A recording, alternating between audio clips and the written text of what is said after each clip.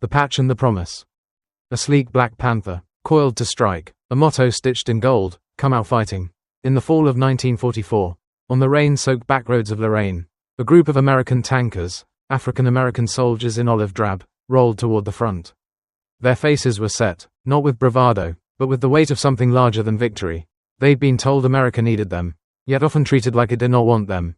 The 761st Tank Battalion pointed their Shermans into the unknown and drove, toward enemy fire. Toward history, and toward a reckoning. Before the first round is chambered. They trained in the American South, where the dust tasted of cordite and Jim Crow. At Camp Hood in Texas, the heat was a hammer, shaping men into crews. The battalion drilled gunnery until the friction of a turret traverse felt like a heartbeat. They practiced track maintenance by lantern light. They learned to coax Continental engines back to life with the patience of mechanics and the urgency of men who knew delay could mean death. These tankers studied angles of attack, hold-down positions, how to turn a Sherman's disadvantages into assets, speed over armor, coordination over brute force, surprise over stasis. They fixed their eyes on Europe and their minds on the same test. When the breach opened, would they be allowed to drive through it? In the barracks, rumors ran like power cables. They'll never send an all-black tank battalion into combat. Others countered. General Patton wants every tank that can move. Behind the speculation was steel. The Black Panthers prepared as if the front were already calling them by name. Crossing the water. On grey seas and under steel skies, the battalion shipped out. The Atlantic was a slow drumbeat of wave on hull. Time enough to oil weapons, check radios, write letters, and fold them into the small, aching space where hope lives. On deck, men rehearsed hand signals and turret drills. Below, they slept like sailors and woke like soldiers, the ocean whetting their nerves to a fine edge. A sergeant stared into fog and thought of contradictions. He was a citizen asked to risk everything for a country that asked him to sit at the back of a bus. He patted the turret ring with a mechanic's affection. "All right, girl, we'll make them remember you." Lorraine, baptism in rain and mud. Lorraine in November was a watercolor of rain and mud, of hedgerows clipped by shellfire and villages reduced to geometry, rectangles of stone, triangles of roofs, all broken by the calculus of war. The 761st rolled forward attached to infantry, the way a fist attaches to a forearm. Together they learned the first lesson: it is the seconds, not hours, that decide a street. The Panthers entered towns where church spires were aiming stakes and doorways were rifle pits. A lead Sherman nosed a corner. The gunner rode the scope. Breath clipped short. A flicker, Panzerfaust, and the street shattered. The crew reversed. Smoke shell popped into an alley like a magician's trick. A second Panther slid wide, presenting turret front. Cannon low. Fuse quick. Window. 2 o'clock. Send it. The shell blossomed in stone. Glass and dust made artificial night. They learned to fight close. Tanks not as open field chargers but as armored street wrestlers. One Sherman punched through a garden wall to surprise an anti-tank team. Another idled in a barn, engine whispering, until infantry signaled a go. And when the Panthers found German armor, they learned to stack advantages, 2 on 1, smoke for concealment, call in artillery to bend the angles, then move while the enemy blinked. The battalion's commander understood their dilemma and their power. He asked for missions with the clarity of a craftsman. Assign us a task, and judge us by its result. The men didn't ask to be legendary. They asked to be allowed to do the job. Life inside a Sherman. A Sherman tank is a tin house with a dragon's heart. Inside, 5 men live in inches. The driver and assistant driver sit forward, feet feeling for clutch and brake through vibration. The loader cradles shells like precious fruit. Feeding a hungry 75, the gunner rides the sight like a violinist rides a melody. Learning to squeeze not jerk, the commander is a lighthouse in a storm. Scanning for the one wave that matters. Between engagements, they changed plugs, bled brakes, swapped clogged air filters, and brushed mud from return rollers. They carved their names into the tank's soul with the grease of their hands. They dozed in the turret basket and dreamed of coffee that did not taste of exhaust. The motor pool was communion. Armor fights on what mechanics make possible. In the 761st, every working engine was a vote against every voice that said they didn't belong. Against the grain, racism and resolve. War can be clarifying, but it is not always redeeming. The Panthers carried 2 weights, the armor plates that saved them, and a prejudice that did not. They were segregated on paper and in mess lines. They heard slights that were older than the Republic and orders that were as fresh as the morning's muster. And yet, when the battalion's tanks rolled under the field command of men who measured performance by ground gained and lives saved, something cracked. Infantry captains, skeptical on Monday, were requesting Black Panthers by Friday. There was a rumor that General Patton, famously hard on everybody, told them he didn't care what color they were as long as they killed Germans. Whether that line was ever said exactly that way hardly matters. The Front is an unforgiving editor. And it edits by results. Ruben Rivers, audacity and cost. Among the Panthers was Staff Sgt Ruben Rivers, a platoon sergeant whose instincts ran a second faster than the fight. In a French village, he saw the line falter, too many rifles looking for one decisive act. He took his tank forward, past the comfort of friendly markers, into the reach of enemy guns. Out front, a Panther is a magnet. Behind him, American infantry felt space open like a door and rushed through. Later, a mine tore a wound across Rivers' leg. The medic begged him out of the turret. Rivers waved him off, wound bound in grim efficiency. "I'll leave when the job does." He stayed in the line. And then came the ambush, anti-tank guns that had waited like spiders. Rivers did what a leader does when the map turns red. He placed his tank broadside, presented himself as the problem, and ordered his men to work the flank. Shells found him. He did not move. By the time American guns finished speaking, the position was open and Rivers' tank was a smoking memorial. His valor would be recognized years after the guns fell silent. But in that moment, recognition was the wrong verb. The infantry simply moved forward, because he had made it possible. The Bulge, winter's anvil. In December, the forest grew iron teeth. The Battle of the Bulge smashed winter into a weapon. White camouflage over black bark. Snow that swallowed boots, roads like glass. The enemy counter-attacked, suddenly everywhere, using fog like a sergeant uses an order. Absolute. Unquestioned. Convoys vanished into white. Outposts became islands. The 761st turned their tanks into winter animals, engines warmed by ritual. Tracks checked for ice pack between cleats. They learned the ugly arithmetic of frozen hydraulics. They fought in towns with Christmas names and carnage inside them. They covered withdrawals, then led attacks to retake what the fog had capped with silence. At a crossroads, a Panthers .50 cal pinged tracer lines through snow so thick it looked like a film reel burning. The main gun spoke only when it could pronounce a sentence fully. Target. Range. Solution. And this is what the Bulge taught. Courage is not heat, it is duration. A day, then another, a week, then a month, then the report that says, held. Then the next mission that says, advance. The Panthers proved something in that winter, something to commanders who kept score. To the men alongside them who no longer cared what color the tankers were. And to themselves. Borders and bridges. The war's geography became a series of verbs: cross, secure, hold, push. The Panthers moved across rivers that ran black with meltwater, over bridges braced with demolition charges. Engineers begged them to go light, the tanks went anyway. Steel above steel, faith in rivets and beams and the quiet mathematics of load. Villages opened like books, one page after another. A baker, pale and shaking, held up a white cloth at a doorway. Children stared at tanks as if they were creatures from an iron fairy tale. Starving men reached for rations with hands that told long stories. In farmyards, the Panthers' engines idled while medics did work more sacred than any sermon. Austria, wire and the end of words. As the axis of advance tilted southeast, the battalion moved toward Austria. The landscape softened, hills gentled, forests thinned, but war's last miles can be sharper than the first. Somewhere beyond the neat fields and the postcard villages was a fence, barbed. Purposeful, taut. The Panthers came upon the smell before the sight: rot, old wood, sickness, a sign nobody remembered reading because it wasn't in a language that matters to hunger. They found a concentration camp, one of the many satellites of a system built to turn lives into ash. The 761 Streets tanks stopped, not from enemy fire but from human impact. Wire became more than an obstacle, it became an accusation. Soldiers who had steeled themselves against steel felt their armor fail against the human wreckage of ideology. Liberation is an act and then a responsibility. Guards fled, prisoners approached, skeletal, confused by the shape of hope.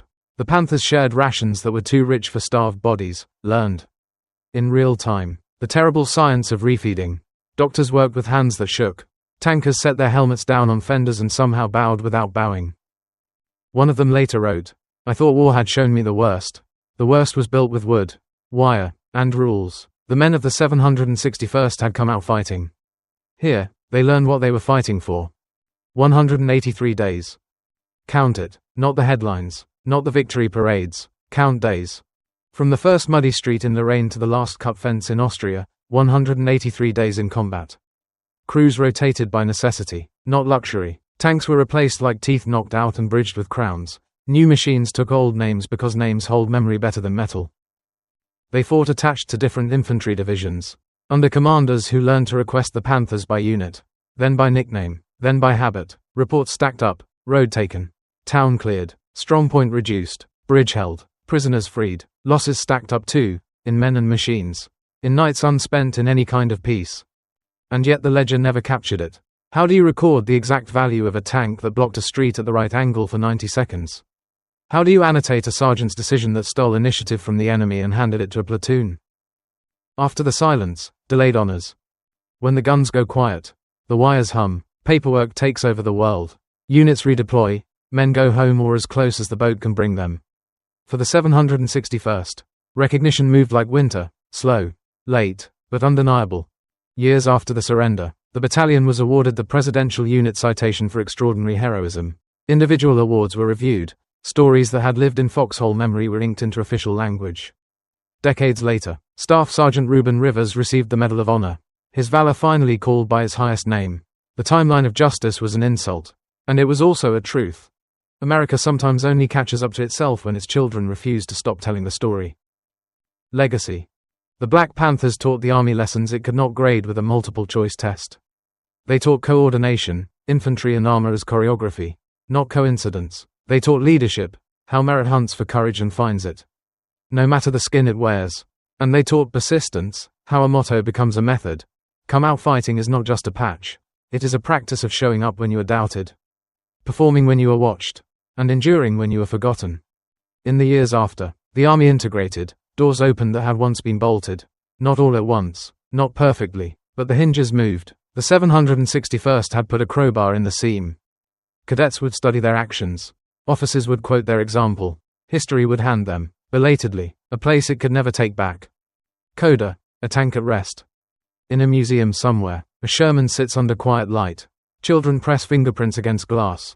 A guide touches the turret with reverence and says the words, "This was the mount of a Black Panther." He tells them about Lorraine, the Bulge, Austria, about a man named Rivers and the motto that made men larger than themselves. The children listen the way we all should listen to history, not as a story already ended, but as instructions for what to do when a door says closed and a battle says now. When you hear doubt, remember their engine note. When you meet a wall, remember their way around it. When you are told to wait your turn, remember a battalion that did not wait at all. They came out fighting, and in doing so, they carved a route the rest of us can drive. Green table, mornings. At dawn, the operations tent glowed green from the map lamp. They called it the green table. Plywood atop crates. A paper Europe weighted with pebbles and .50 cal casings so it wouldn't flutter when the wind found a seam. Staff sergeants traced arcs with grease pencils, planned overwatch. Likely ambush, dead ground. A young lieutenant worried the corner of the map with his thumb. An older master sergeant poured coffee the color of crankcase oil and said, "Sir, the enemy's plan is on this table. Ours is in the cruise." On those mornings, the 761 streets were condensed into symbols. Tank platoons as arrows, infantry as hash marks, artillery as domino tiles, but the crews understood that arrows lie, they suggest smooth motion. The real battlefield was a saw blade of starts and stops. A company clerk copied orders, then tucked a photo of his wife between pages, ritual to ward off chaos. The commander stepped through the tent flap and the air changed. No speech, just the sentence that did the work: "We have the mission." The language of leadership. Leadership inside the Panthers sounded like plain words spoken at the right time. A commander who didn't decorate orders with sarcasm or romance. Platoon leaders who could ask for a lateral move without sounding unsure. Squad leaders who knew when to let a loader finish a breath before barking the next round. A private joke that the battalion had two languages, English and talk. Talk sounded like, "Don't over-reverend in mud, let the tracks bite." It sounded like, "That rattle isn't loose stowage. It's a cracked bracket on the idler. Fix it now or pay later." It sounded like, "You can be brave. Or you can be available tomorrow. We need tomorrow." Rumors from stateside followed like ghosts, the stories of bus seats, base gates, and a star athlete who'd refused an order to sit where a driver wanted him to sit. Some said he'd trained among them, others said the army had decided his case was a problem for quiet rooms far from the front. The point, the Panthers agreed, was this: the fight wasn't only ahead. Some of it rode with them. Moraines and masonry, a town without a name. They rolled into a town whose name the historian forgot to write down. Lorraine had 1,000 such towns, a church, a square, a mill down by a river that sometimes masqueraded as a ditch. The lead platoon took the long street, a second worked the back gardens, turning stone walls into passageways. The shell turned stone into powder and timber into splinters. An anti-tank gun answered from a bend in the road. The shot low, sparking off the Sherman's glacis like a thrown comet. The driver didn't wait for an order, he angled. Angling his armor's polite way of saying no. A geometry lesson in a bad neighborhood. The second Sherman, already hunting for flank lines, found the gun's side and sent a 75 through its shield like a fist through tin. The infantry followed, not behind the tanks but with him, hands in the small of armored backs. Tapping to say stop, waving to say go, pointing to his sniper. In a doorway, a Panther commander pressed his head against the periscope and thought, the map never showed the dog that keeps barking. And the woman who won't leave her window. And the cupboard door that swings in the draft like a hand. They cleared the town and learned nothing new except the oldest lesson. You clear a place once with fire and twice with listening. Black snow. Winter came dressed as a problem. At first the Panthers laughed. Snow is just rain with better PR. Then the snow packed under sprockets and froze. A skateboard under steel, a track pin snapped like a twig, and the tank knelt into the drift as if genuflecting. They learned winter's algebra. Warm the engine on a schedule so gaskets don't grow brittle. Break crusted snow from idlers with a pre-bar. Not a boot, boots break men. Tape the barrel sleeve or you'll discover what a gun does when ice thinks it owns the bore. At a crossroads, they took a mission that read like a dare. Hold. They used the tanks as architecture. Nose to a hedgerow, side to a barn, rear to a stone wall that would stop the backblast from wandering through the village.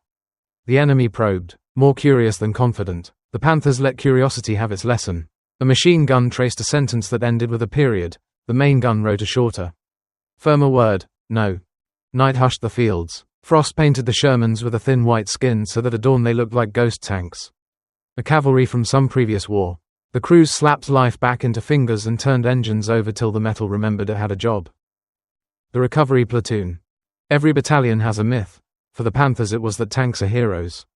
The crews knew better. If there were saints in armor, they rode in wrecker trucks and carried chains like rosaries. The recovery boys arrived when the music had stopped and the furniture was broken. They worked under arcs of tracer and in the smug silence after fights. They pulled a Sherman out of a ditch that wasn't on any map. Tracked a missing tank by the cicada sound of a failing bearing. And once used 2 winches and a tractor that had belonged to a farmer to drag a 30-ton sulking giant onto a road it swore it couldn't climb. A corporal in the recovery team said, "Nobody writes poems about us."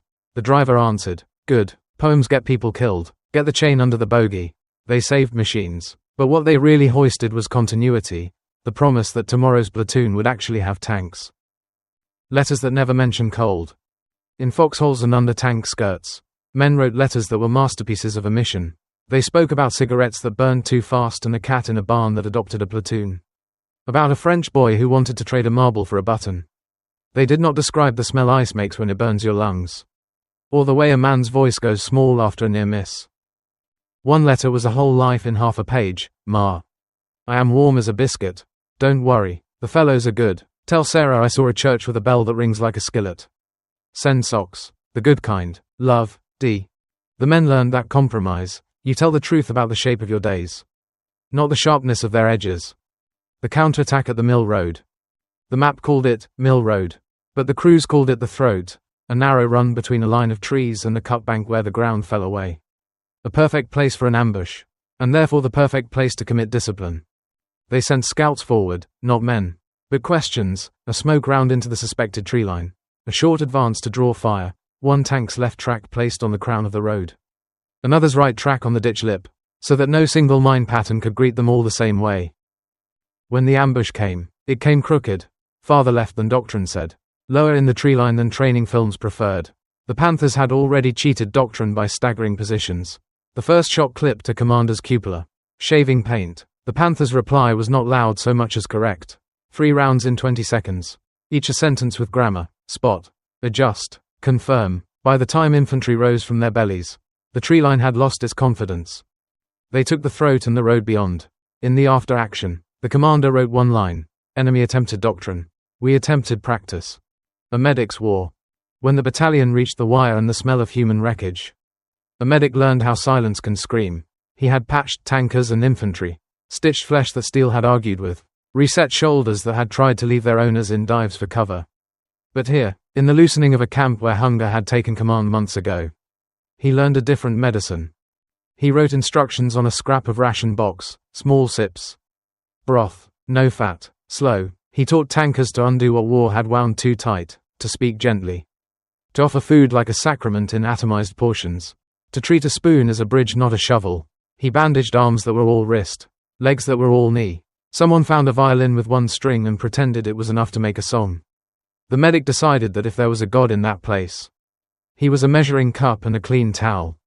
That night, Panther engines idled low, not for movement but for heat. Men who had grown fluent in destruction learned the first verbs of healing: warm, wash, wait. The weight of after. After the last towns, after the wire, after the surrender papers and the photographs of pens touching tables. The battalion found itself packed in crates of time, days to demobilize, weeks to sail, months to explain. Some returned to cities that were tired in a different way, some went back to fields where the soil remembered them. There were places they were not invited into, counters they were not served at, uniforms that didn't unlock respect.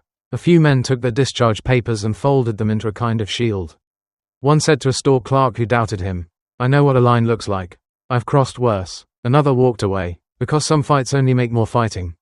Over the years, the Panthers met in rooms that smelled of coffee and old varnish. They told stories in a circle, each a proof that the circle still held. Wives and children learned the vocabulary of tank war, not the weapons, but the feelings. Why Dad stands at the back wall. Why a door slam turns the air to glass. Why he smiles at the sound of a well-tuned engine. The battalion that had moved like a machine learned how to move as memory. The museum guide's notes. The guide at the museum keeps a folded card in his pocket. It's his cheat sheet, written in tiny letters. Sherman facts: 5-man crew, 75 or 76 millimeters. Reliable engine if you treat it like family. Doctrine: tanks and infantry are partners, not clients. The Panthers, segregated on paper, integrated in truth by fire. A name to say out loud: Staff Sgt Ruben Rivers, because saying a name keeps it in the room. What to ask the kids: how many seconds do you need to be brave? What not to do: turn history into a parade without footprints. He taps the card before each tour. When he gets to the 761st display, he slows his voice. He tries to give the tank back its crew, the patch back its weight, the motto back its verb. After the tour, when the room empties, he sometimes sets a hand on the turret and thinks about how steel can inherit dignity. Doctrine and dignity. Historians argue about doctrine, rightly so, but there's a page missing from the manuals, and the Panthers wrote it with work. A tank is not a hero. A crew can be. Reliability is a tactic. Maintenance is mercy for tomorrow. Coordination is not friendship, it's respect in motion. And dignity is not awarded, it is exercised. When instructors teach combined arms, they sometimes flash a slide of a Panther tank with the black cap patch. The slide has no bullets, only a caption: courage. Proved. The lesson is that proof is not an idea. It's a street you cleared, a bridge you held, an engine you kept alive, a life you did not let the cold or the wire take. The last engine note. Every tank has a sound. Idle like a big cat breathing. Acceleration like a vow. The battalion's last veteran will one day hear that sound only in the theater between ear and memory. But before that day, he sits on a folding chair at a ceremony. The paper program soft in his hands. A color guard passes. The patch is there, the Black Panther, still coiled. A child asks him, "Were you scared?" He smiles a little, the way men do when confronted with a question that is both too simple and perfectly right. "Yes," he says, "and we did the job anyway." He doesn't say the rest out loud, that the job included more than the enemy. That the road ran through more than mud and snow. That the hardest thing to carry wasn't ammunition but doubt, in other people's eyes and sometimes in his own, and that the 761st Tank Battalion taught him the only answer that ever worked: come out fighting. Names on the hull. The Panthers learned that a tank isn't truly theirs until it has a name. Chalk at first, then paint when the quartermaster looked the other way. Harlem Express, Betty Ann, Juices Wild, Georgia Peach. Names were not decorations, they were contracts, between crew and steel. Between intention and event. The loader in Juices Wild kept a tiny ledger, every round he'd sent. A tick and a note: HE, quick, smoke, app at 400. He said he needed the ritual to make math out of stress. The gunner teased him for turning the war into a notebook, then asked for the count before each move. The commander said nothing, just tapped the hull twice with his knuckles before buttoning up. A superstition, maybe, or a reminder that inside lives depended on outside. At night, Someone would lean a shoulder against the glacis and talk to the tank like a partner who'd carried a heavy share. Men laughed at the habit, then took their turn. Steel listens, if only because it doesn't argue back. Night work. War by day is a shout. War by night is a whisper. The Panthers learned to drive with hoods over headlights and with their senses tuned to a new scale. The pitch of a friendly gearbox at 200 yards. The way wet leaves breathe under track. The rhythm of sentries countersigns. A village squat on a river bend grew teeth after sunset. Scouts reported a bridge intact but watched. Orders came quiet. Hush your engines till the last bend. Smoke if flares go up, no hero business. The approach smelled of river and manure. At the bend, the lead Sherman throttled down to a cat's purr.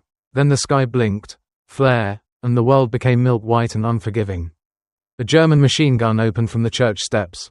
Traces carving ladders in the air. The Panthers didn't sprint, they slid. One tank turned hull toward the gun to drink rounds in armor while another put a smoke round between pew and pulpit.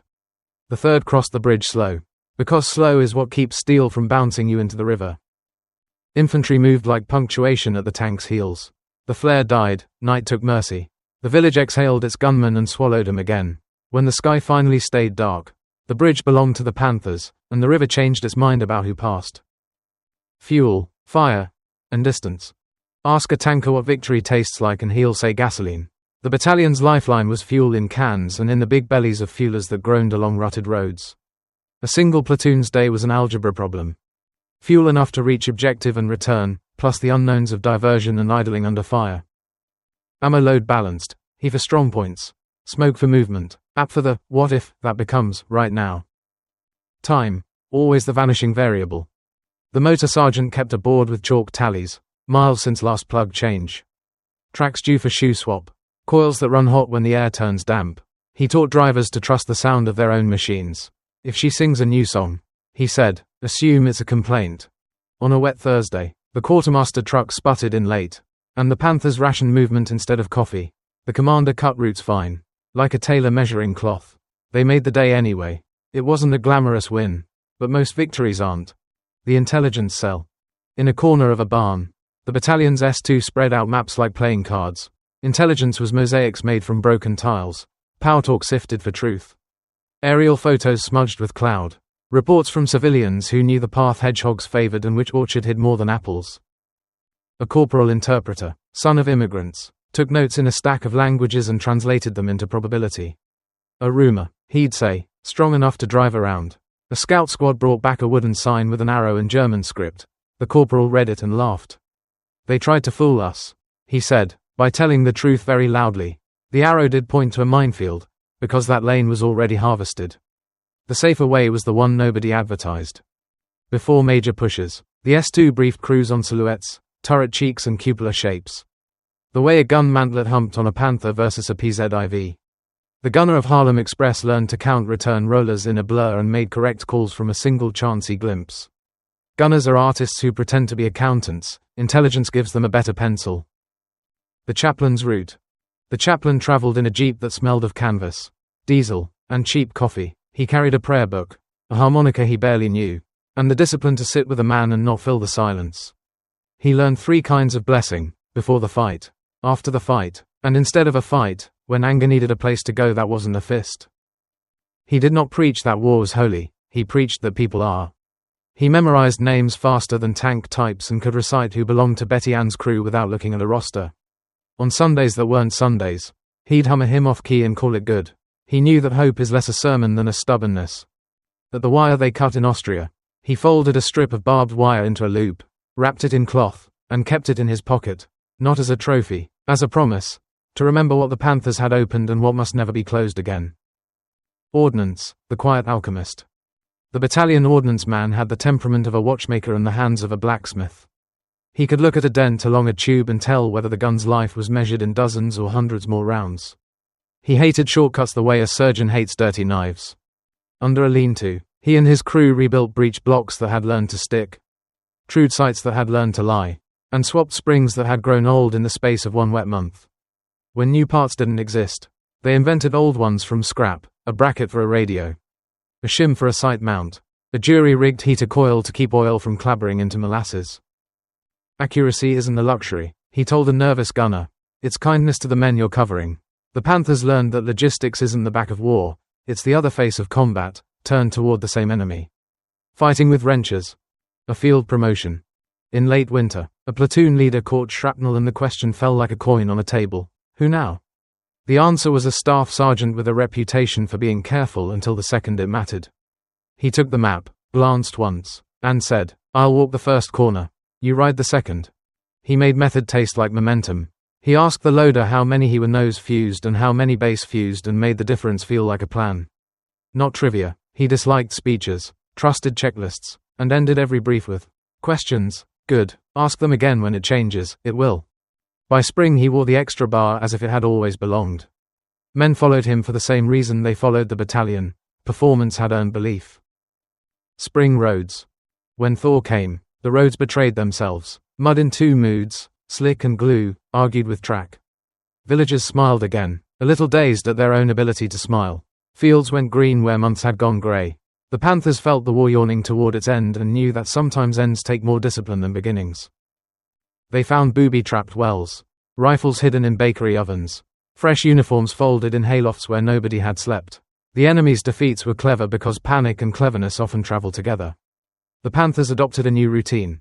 Search like a tailor, move like a thief, smile like a guest. At a crossroads where two birch trees framed the sky, a boy saluted the column with both hands. Because one seemed insufficient, the commander returned the salute with one hand and a grin. Because ceremony must never outrun humility. The after-action that mattered.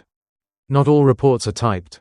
The one that mattered most to the Panthers was written between units, in the way infantry companies requested them by name. In how artillery officers asked their S3S, "Can we get the Panthers forward for an hour?" In how strangers at Division HQ stepped aside in a hallway without anyone needing to say who had the right of way. A young officer who'd harbored quiet doubts about the battalion's worth wrote, years later, that those doubts had died, not in a speech but in a street. He remembered the rumble of a Sherman settling behind his platoon, the way the turret rotated to his problem without him needing to translate the problem into a radio call, and the human sigh that went through his men like a current. Confidence, he wrote, is a weapon the Panthers lent us. Inheritance. What do we inherit from a unit like the 761st? Not just slogans, not even only courage. We inherit craft, the discipline to maintain what you rely on, the habit of checking each other without humiliation, the instinct to place dignity where suspicion once stood. A cadet decades later studies a faded photograph, 5 men in a turret. A Black Panther patch stitched above a heart that beat too fast that day. He traces the lines of the gun and the line of the men's eyes and tries to understand how work becomes legacy. He will learn that legacy is always built out of work, done in rain and mud and snow and silence, until one morning the door that used to be locked simply opens. Listen, do you hear it? Not the gunshot, not the cheer, the other sound, a socket wrench clicking once, twice, a driver's palm on steel, a loader's breath before, up, the ordinary music of men making each other possible. Tickets home. The orders came as paper with creases that would outlive the war. Redeploy. Demobilize. Report. The Panthers queued for ships with duffels that smelled of oil and damp wool. On the pier, a corporal held his helmet in both hands, undecided whether to carry it aboard or leave it where the sea could speak to it. He set it down, then picked it up. In the end, he wore it, because the habit of armor takes time to remove. On deck, men looked back at a shoreline that held both relief and a difficult question. What does a soldier do with silence? Cards, cigarettes, and talk filled the gaps until night fell and the ocean taught him an older rhythm. Breath in. Breath out. Safe for now. The long queue after war. Home was a street of closed and open doors. Some storefronts put flags in their windows, some put rules. A Panther in pressed khaki approached a lunch counter where the only color that mattered should have been the green of his pay. The owner gave the speech of a man who thinks a chair can be segregated from the courage that fought for it. The Panther smiled once, thin, like a cut. He folded his discharge paper back into his pocket and decided that some lines weren't worth standing in. Instead, he found a barber who charged half and cut twice as carefully. A church that made room in a pew and in its memory. A garage that needed hands that understood engines and mercy. The GI Bill read like a promise with footnotes. Admissions officers recited shortages of space. Banks that had never fought a war fought hard against his loan application. The Panthers learned a peacetime tactic, documentation as armor, patience as mobility, collective presence as firepower. Uniforms in new wars. History does not retire armies, it reassigns them. The lessons of the 761st walked into classrooms and motor pools. Into the armor school where instructors revised checklists with the authority of results. A gunnery sergeant in 1948, teaching fresh soldiers who would one day meet another winter on another peninsula, began a lecture this way: a tank crew is 5 decisions held together by trust. He might as well have been reading the Panthers after action reports aloud. Doctrine thickened around what the 761st had practiced thin and fast, combined arms timings. Infantry tank talk that felt like a handshake instead of a memo. Maintenance as the first move of every operation. The names changed, the method didn't. Oral history. The first time a historian came with a tape machine. The veteran kept glancing at the spinning reels like he expected them to jam. He told the funnier stories first: the cat that slept on the transmission cover, the French farmer who tried to sell the battalion its own gasoline back, the chaplain's harmonica that could not find a key if you handed it a map. Then he told the story he had not planned to tell, about a night he thought he would not live to see morning, about the loader who said, "up," as if the word were a rope out of a well, about how, after, he could not eat for 2 days because his jaw had learned to clench and forgot how to stop. He laughed softly at that, surprised. Maybe that laughter still belonged to him. The reels turned and made memory into shared property, no longer the exclusive burden of one man, but a bridge others could carry a step each. A dedication of stone and sweat. They put a marker in the ground, bronze on stone. Straightforward words that did not pretend to be enough. The ceremony was small, a color guard that knew what to do with wind and flags. Children in Sunday shoes, a mayor who read his speech from index cards and, to his credit, had written it himself. When the time came for names, an old tanker spoke them with the care of a mechanic threading a bolt, slowly. True, each seated correctly in the thread of the day. The crowd repeated one name, Ruben Rivers, like a litany finished by the word present. Not as a ghost but as a member of roll call. Afterward, the men compared notes on doctors and transmissions because the body is a vehicle too and both require maintenance. Someone traced the panther on the plaque with a fingertip and said, "Still ready." The mechanics of memory. Museums and books do one kind of work, but the heavier labor of remembrance happens in small rooms. A granddaughter writing a school report sits with her grandfather and finds out that crew means you never carry anything alone if you can help it. That angle is both a geometry and a way to live. That up is a loader's call and also how you answer a door nobody thought would open for you. She writes the essay and gets a grade and does not know. Not yet, that what she really earned was a tool kit. A checklist she will take into rooms where she is doubted. It will sound like this: prepare, coordinate, perform, persist. The Panthers would recognize the sequence. They wrote it. Craft, not thunder. The war movies love thunder. The Panthers left us craft. Craft is boring until it saves your life. Cleaning a plug you're certain is fine. Checking a bearing for a sound only you have learned. Rehearsing hand signals when no one is watching. Asking the question twice because the day will change the answer once. This is what their motto means now. Come out fighting, yes. With courage, but also with competence. With maintenance trays as tidy as a chapel. With maps that show not only the objective but the places you will stop to listen. With the humility to be a team and the audacity to be a first. If you want to honor them, don't only cheer, do a job well, especially when someone thinks you won't. That is how a patch becomes a path. That is how a unit becomes a way to live. Advocacy in plain clothes. They traded uniforms for jackets and ties and learned a new front, forms. Hearings, councils. A former platoon sergeant, now a postal worker, discovered that city budgets were just terrain maps drawn with dollar signs. He argued for a park on a vacant lot and named it for a panther who didn't come home. The meeting minutes called it community improvement. He called it ground taken. At a union hall that smelled of sawdust and coffee, another panther spoke about safety rules the way he once spoke about turret drills. We do this every time, especially when we're tired, because tired is when mistakes hunt in packs. The room nodded. Doctrine had simply changed nouns. Integration on paper, respect in practice. The army wrote orders that ended official segregation. Paper is powerful, but practice is the thing that holds when weather and habit press. Young lieutenants read the new regulations and inherited the Panthers' proof that performance dissolves categories faster than slogans. In motor pools from Benning to Baumholder, an older sergeant would lift a hand, palm out, and say, checklists first, and somehow that sentence integrated a shot better than any memo. The Panthers' example traveled ahead of them like a reconnaissance patrol. Command was now expected to look like competence before it looked like anything else. The career briefing. When another winter opened on another peninsula, Instructors reached for the 761 street stories the way a cold man reaches for a coat. A blackboard held 2 columns, what we thought, and what worked. Under the second, someone wrote in big letters, crew discipline beats terrain surprises. A young tanker traced roads on a map of hills named with numbers instead of towns and thought.